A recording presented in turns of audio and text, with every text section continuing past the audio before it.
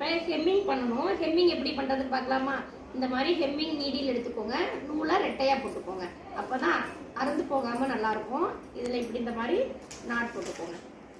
இப்போ இது வந்து கர்ச்சீஃபில் ஃபஸ்ட்டு ஹெம்மிங் தான்.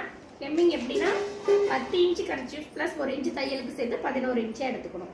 இந்த 1 இன்ச்சு நம்ம மடக்கி அடிக்கிறதுக்கு 10 இன்ச்சில் தான் நம்ம கர்ச்சீஃப் தேவை. அப்போ அந்த 1 இன்ச்சில் என்ன பண்ணணும்னா ஃபஸ்ட்டு அரை இன்ச் ஃபோல்ட் பண்ணி மறுபடியும் இன்னொரு அரை இன்ச்சு மடக்கிக்கோங்க.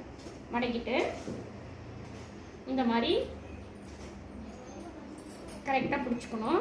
பிடிச்சிட்டு கீழே உள்ள துணியும் மேலே உள்ள துணியும் ஃபஸ்ட்டு லாக் பண்ணிடணும்.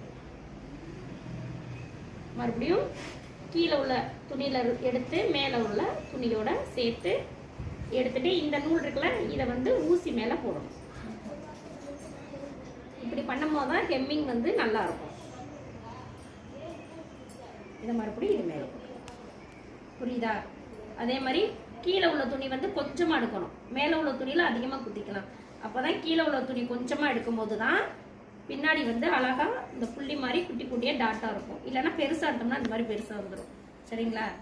இதே மாதிரி ஃபுல்லாக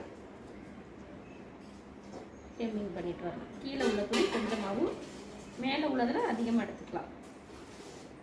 இந்த மாதிரி தான் ப்ளவுஸ்லலாம் கையில் வந்து ஹெம்மிங் பண்ணணும். பண்ணும்போது தான் பிரியாது கொஞ்சம். நீங்கள் சும்மா இந்த மாதிரி பண்ணிங்கன்னா சீக்கிரம் பிரிஞ்சிடும். சரிங்களா? இந்த மாதிரி ஃபுல்லாக கரைச்சி ஃபுல்லாக பண்ணிக்கோங்க.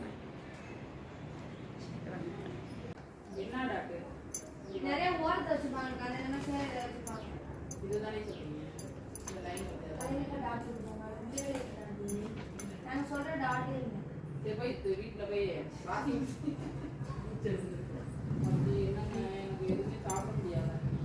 ஏங்க